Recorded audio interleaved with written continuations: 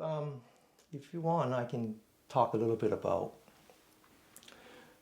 sort of the basis, the fundamental basis of what we're doing here this morning. So I'll be celebrating my 65th birthday this year, getting ready to collect, not yet Social Security, but definitely getting ready to get my Medicare card. So I was here when I was 15 years old, so I'm basically been here 50 years. So I know a lot about our healthcare system, especially when my parents are in the 80s. Spent a lot of time, right? So the one thing that I noticed about our so-called healthcare system is that it's not really about the health, right? So when do you first notice that you're not healthy? When you have to go see the doctor. Otherwise, by definition, you're healthy. So when you go to the doctor, he look at you, and then he sent you to do a bunch of tests, going through all the instrumentations, and then they either cut you open, or most likely they give you some chemical to take home. You eat it twice a day, whatever, and it's that chemical reliance that would last for life. A doctor would never volunteer to say, don't stop taking the medicine. That's never going to happen. He's just going to give you more. The first one he give you is just the first one of an entire regimen of medicine that comes. If you have diabetes like my father does, you start with metformin, then you graduate for glyphosate, then you graduate to another one, and eventually, the needles would come. That's how it works. So we think health is like that. You go to the doctor when you're not healthy, and then hopefully you become healthy again. No, that's not what health is. You were sick and the doctor made you unsick. But you were never healthy. What does it mean to be healthy in a kind of an Eastern perspective? Both the Indians and the Chinese for thousands of years believed that we're a very tiny, minuscule part of the universe. Our so-called health is a consequence of our relationship to that universe.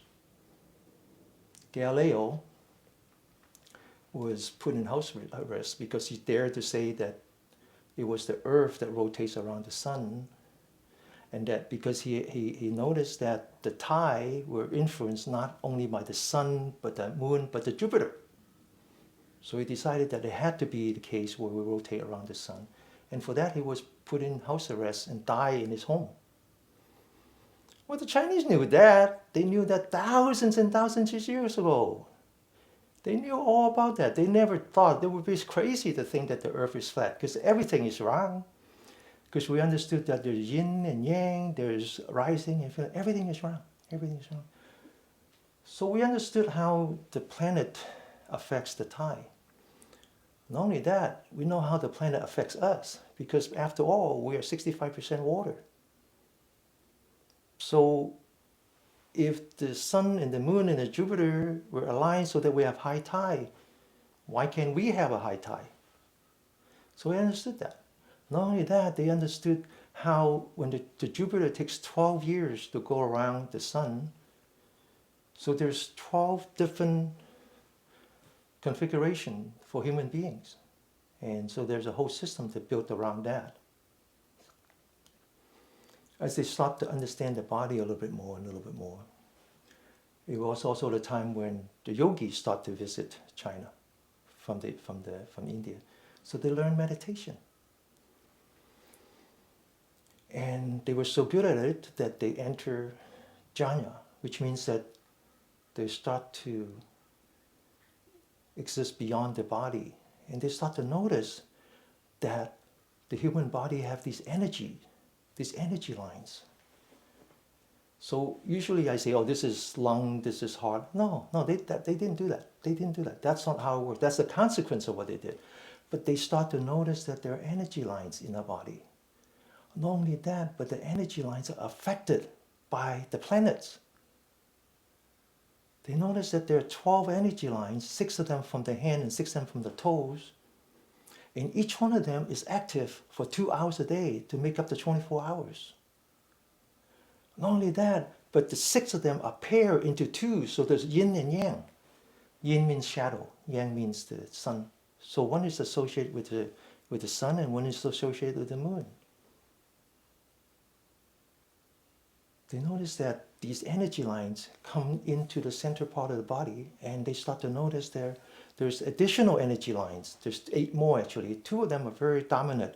One is called the Yin Line, which is translated into English as conception. But if you actually look at the word, it doesn't mean conception, it means gestation. Then there's energy lines in the back, and the translation is pretty accurate. It's called governing.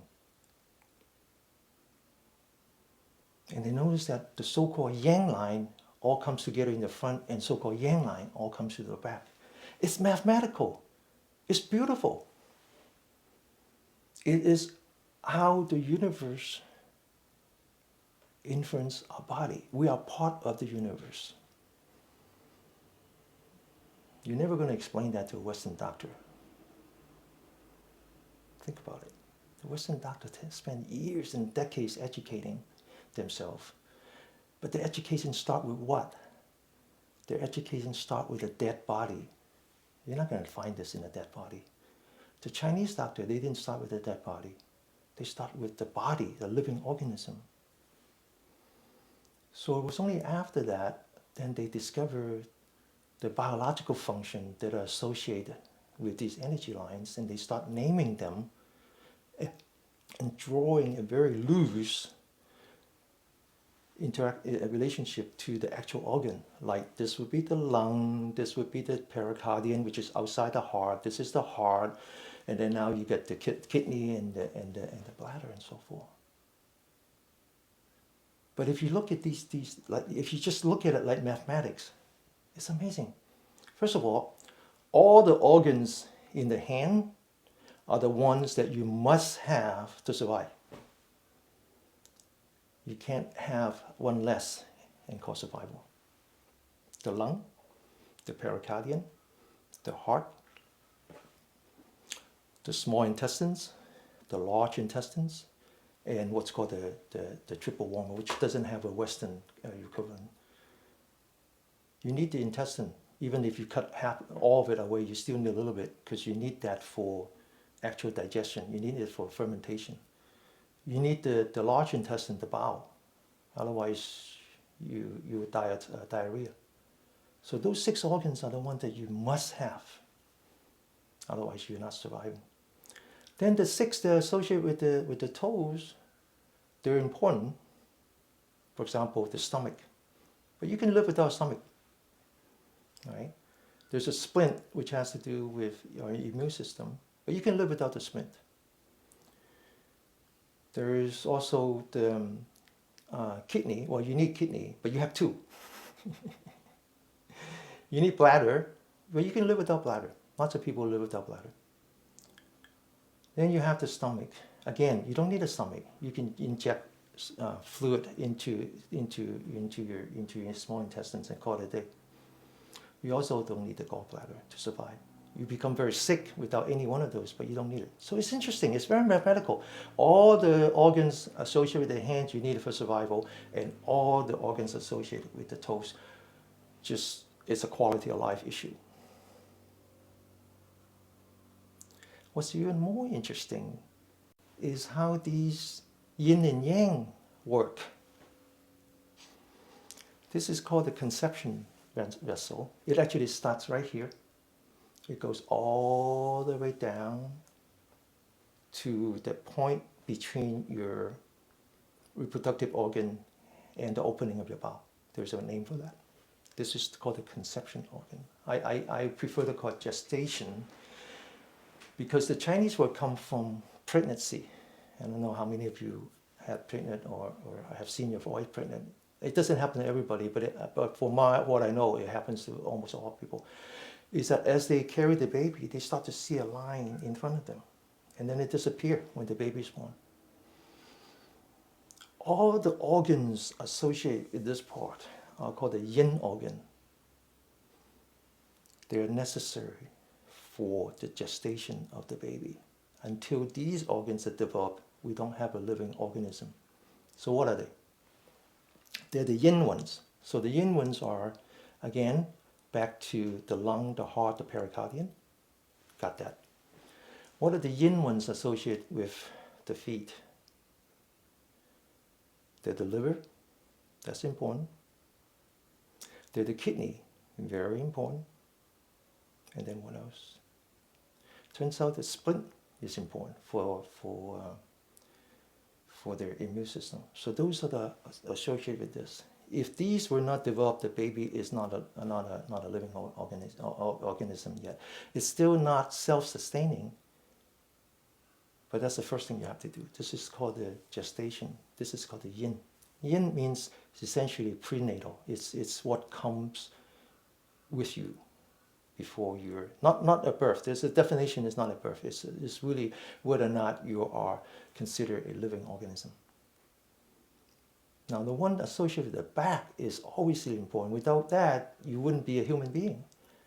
But initially, they can be compensated by the mother.